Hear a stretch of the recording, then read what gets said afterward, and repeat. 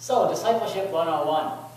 We are in adult Sunday school starting a series in preparation for accepting new members. That there's a number of folks here who decided they want to become officially members of this church. And we've pretty much been de-emphasizing membership over the last few years, but there have been people who have asked, and so yeah, why would we refuse somebody who wants to become a member? So we're doing a series in Sunday school to sort of get people so that we're all sort of on the same basic page as to what it means to be a member of this church. And so I thought I would start the process this morning with a sermon on Discipleship 101. And the fact that I'm calling this introductory sermon Discipleship 101 already tells you something about what kind of church, at least I think this is, right? Because there are many different kinds of churches in Morgantown and even more different kinds around the world, and many of them wouldn't start with discipleship. They would start in other places to say, like, membership is about what is it, where are we going to start here? Where's the foundation of things? And there's lots of different places to start, but in the general Anabaptist / Mennonite / Brethren tradition, you'd always start with discipleship. That's where we begin. We begin as followers of Jesus. And everything else is sort of secondary to that. So that's why we're starting here. And so we want to just talk very briefly this morning about the basics. What are the basics of what it is we understand ourselves to be doing here at Morgantown Church of the Brethren? And for me, I always think a good place to start is with Micah. That Micah chapter 6, we didn't quite get to the, we sort of got the introductory verses there. So let's see if we can, anyone know where Micah is? See. It's in the Hosea, Joel, Amos, Obadiah, Jonah, Micah, right? Everybody knew that. If Zephaniah is too far. Micah, there it is, Micah chapter 6. Right? So, starting at verse 6 here, with what shall I come before the Lord? Right? So the question is, right, so I'm gonna approach God. Right? How do I do that? And bow myself before God on high. Shall I come before him with burnt offerings, with calves a year old? Right, so it used to be standard practice. You'd bring something to God. And because stuff had happened, and you just want to give God a gift and say, hey, you and me, we're still okay, right? Shall I come before him with burnt offerings, with calves a year old? Will the Lord be pleased with thousands of rams, with tens of thousands of rivers of oil? Shall I give my firstborn for my transgression, the fruit of my body for the sin of my soul? Right, so there's this idea that if we come before God, we got to bring something, because we've been horrible, awful people, and oh my goodness, what are we going to possibly do to make up for all of the sin that we've committed this past week, or this past year, or this past life, depending on how long it's been since you've done this. Right? And even oh my goodness, maybe everything, right? How do I do all this? And Micah says, no. He has shown you, O mortal, what is good. And what does the Lord require of you? But to do justice, and to love kindness, and to walk humbly with your God. Or maybe better, do justice, love, mercy, walk humbly with your God. Right? So Micah says, we're not going to found this whole thing on, oh, I'm a terrible sinner, and I have to do all of these things. The whole point of this is to be less of a terrible sinner. Not how bad you feel at the end of the week. It's, what am I going to try to do this next week? And hopefully I'm going to try to do better. And what am I going to try to do better? There's the three basics. Do justice, love mercy, walk humbly. And as you walk through your week, right, it's a great little chorus to have in the back of your head. Right? What's my day going to be like? Do justice, love mercy, walk humbly. And the two in that pair don't even, in that triplet, don't even fit, right? Because justice is all about, making sure bad people get punished. That's what justice is all about. And Micah says, no, it's not, because the second one is love mercy. Right? So it's precisely bad people not getting punished. That's what mercy is. Not getting what you deserve. So it's even like this odd little triplet where, do justice, but do justice mercifully. and walk humbly. So there's one place to start. Right? Just a little chorus to be having running through your head. Right? And it reminds us that worship, right? Worship is not what we do Sunday morning, what we bring to God on Sunday morning. Worship is truly what we do Monday through Saturday. This is not news to anybody here. But again, always worth remembering. This is just practice for Monday through Saturday. And, Sunday afternoon you get it off. You get off. So anyway, right? So then the next passage we read was Matthew chapter 18, right? And it reminds us again, right? And it focuses more on the humbly part, right? Because in all of this, right, it's a lot of it is just how we do whatever it is we do. And so, there's all these disciples around, and they're wanting to be the greatest in the kingdom of heaven. Because, why not, right? I'm going to be a super disciple. I'm going to be the best and the biggest and the brightest and whatever. And Jesus takes a child and says, like that. Now, there's obviously lots of things you can do as a metaphor, like be like a child. Right? I mean, there's some things that are sort of left out, right? Be like a child, quiet. Yeah, no, that probably isn't it, right? Be like a child, calm and peaceful. Yeah, well, occasionally, but not on average, right? But the part of childlikeness that Jesus emphasizes is precisely humility. Not that children are humble so much as they are humbled. They are told what to do. Don't do this. Do that, sit here, read this, right? And they're expected to more or less put up with that, right? More or less, right? We hope, and that's supposed to be us, right? That, yeah, we're. It's okay if someone else tells us what to do.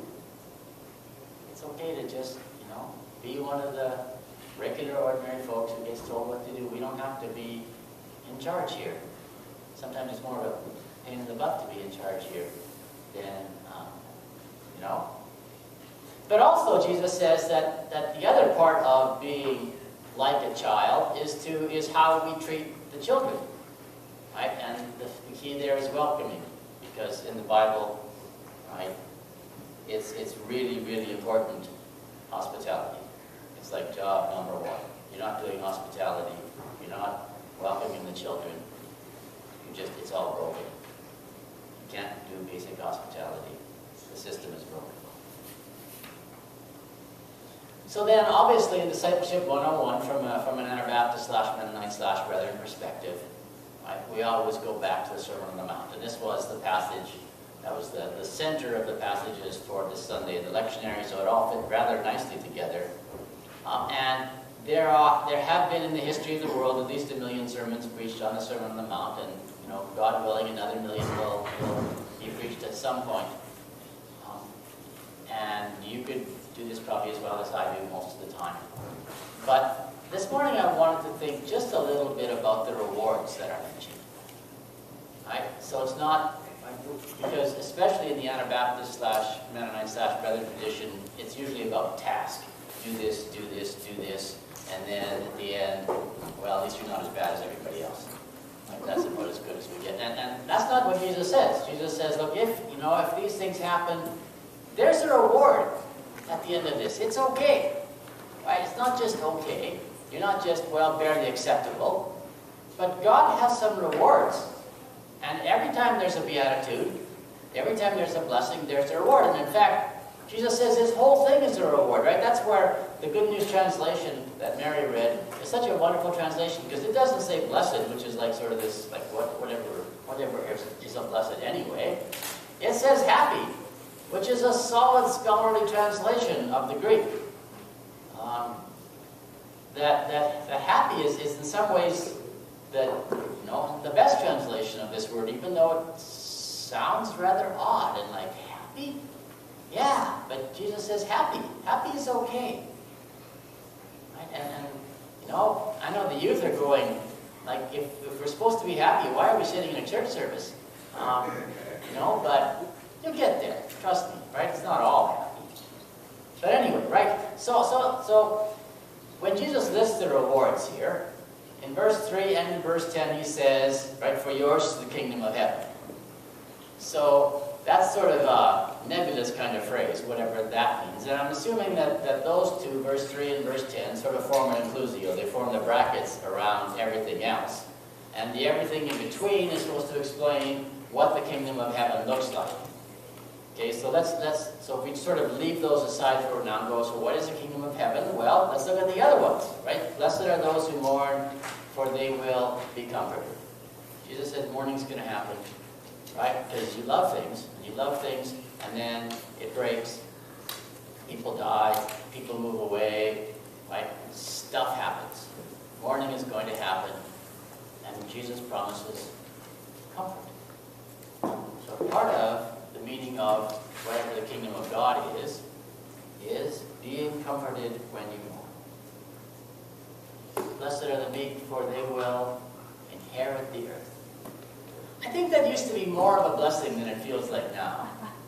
How many of you really want to inherit this earth? Right? I mean, Deb does. Okay, well that's one. Right? Like I always think about that when I watch superhero movies. You know, and there's some villain who wants to take over the world, and I'm going, well, good luck with that. Like, why would you want to take over the earth? It just sounds like a lot of work. You know, unless you do it like the way our current president does, and just do a lot of golfing. But you don't need to take over the world to do a lot of golfing. You know, you could golf without being the president. I think I'd rather be golfing most days. But anyway, right? The other reality in all of this is that Jesus assumes that we're earth creatures, that we are not souls trapped in bodies, that this is home for us, this earth. And so, right, we gotta be continuing to take care of this so that it's worth inheriting. Blessed are those who hunger and thirst for righteousness, for they will be filled. With righteousness or just filled? I don't know. Right? But the promise is that the hunger and thirst for righteousness is not something that's going to go, sort of left empty. Blessed are those who are merciful, for they will be shown mercy. Mercy is something that comes around. And this is something we all need. Right? If you think you don't need mercy, you're probably not paying attention to yourself. Right? And so we extend this to each other. But it's always easier to extend mercy to people who are also merciful. It comes around. Blessed are the pure in heart, for they will see God. I've been pondering that one this week. It's like, what can you say about they will see God? When was the last time you saw God? But I thought maybe we should read it slightly differently. Blessed are the pure in heart, for they will see God. Maybe when you look around in your pure in heart, what you see is God. I don't know. Still puzzling that one. Blessed are the peacemakers, for they will be called children of God. Being peacemakers, this is an action, something people do. Right? They will be called, passive voice again. Right? Which means that other people are going to call peacemakers the children of God. People will see this and recognize it. So it's not just like a bunch of rewards coming from heaven, but these are rewards that happen from doing this. So, Discipleship 101. Do justice, love mercy, walk humbly. Right? Welcome, children. And this is rewarded activity. This isn't a punishment from God. This isn't God coming down giving you a bunch of rules, better obey them or I'm going to kick you to the curb. It's like, no. Here's a way to be. It will be better than the other way to be. So part of what we do together, to welcome one another, to celebrate this, and to think about the rewards of being a disciple, is to eat together. Sometimes, right, in bigger ways like potluck suppers and buckwheat suppers, and sometimes in smaller ways like communion. So again, just in case you're not entirely clear, everyone is welcome at the table. If you're not sure you're welcome, the answer is yes, you are. So I invite you all to come forward.